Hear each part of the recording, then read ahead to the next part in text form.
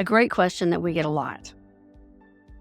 People will ask, why can't I use the name of my first grade teacher? Why can't I use the name of my favorite high school teacher? You can. The trick is you need to ask permission.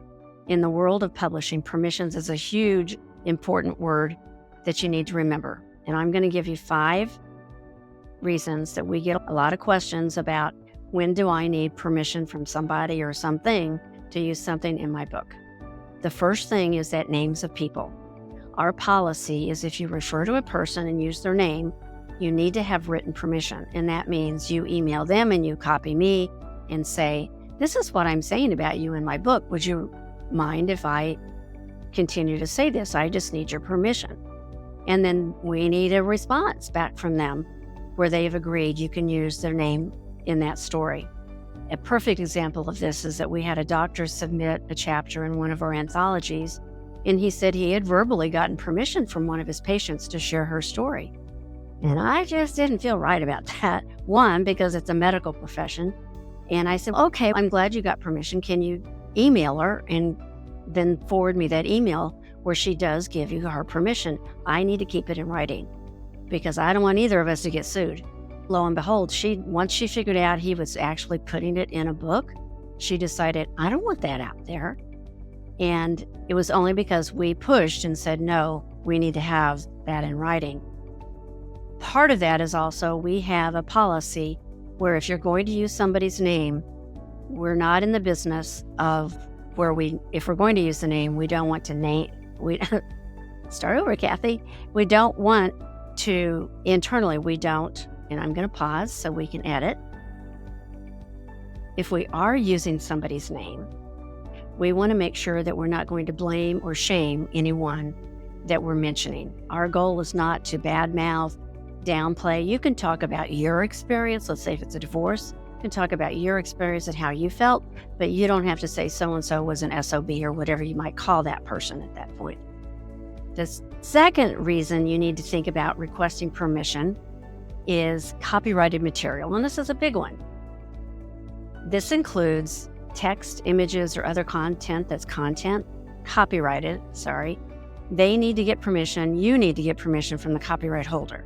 Amazon robots Amazon has increased for lack of my better word, is a mentality of the robots. The robots have gotten very high tech in that they are stopping books that we and a lot of my other publishing friends are posting on Amazon and Ingram for crazy things. We had an author whose book was rejected by Amazon for what they called plagiarism. It ended up not being plagiarism. She had gotten permission to use somebody else's top 10 whatevers and actually had the permission written in the bottom of that page in that book. But the robot is not smart enough to know to read the whole page. It just reads the part and flags the part that says, oh, this has been printed someplace else in another book that we have. When that happens, they shut down her Amazon account. They shut down her ability to publish until that robot then pushes your complaint into the column where the human gets to read it. And eventually a human will read it. They'll have a conversation with the author, and then she gets to restart her Amazon account and publish her book. That took 3 weeks. So if you are going to use copyrighted material, make sure you have those permissions in line, because it did allow her to get back online and allow her book to be published. If you are including unpublished work, let's say you ran across a poem that somebody wrote, but it never got published or copyrighted, you still need to get permission from that author. If that author is deceased, you need to go to their trust. Now, there are companies and there are attorneys across the U.S. that can do this for you if you don't want to do the tracking down. The other thing that we get a big question about is quotes. A lot of people like to put a quote like from Marianne Williamson or Brene Brown or Oprah Winfrey gets used a lot in their book.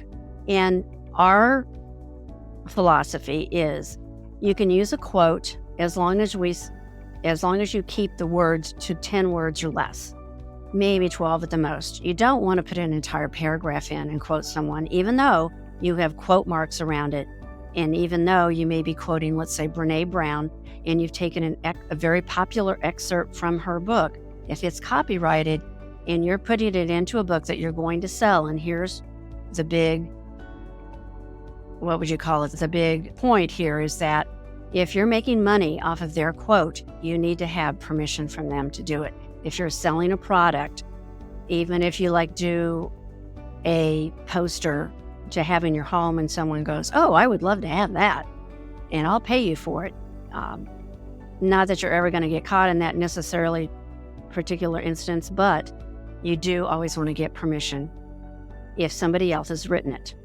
Now, this also applies to photographs, artwork, song lyrics, and music, especially music.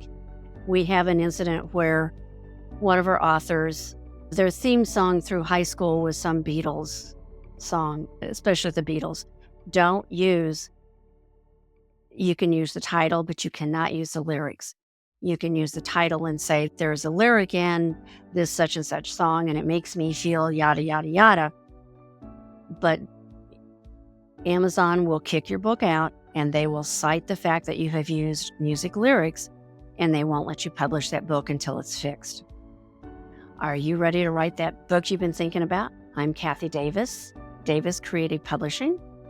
We are ghost publishers of solo books and anthologies. We do all the work, and you get all the accolades.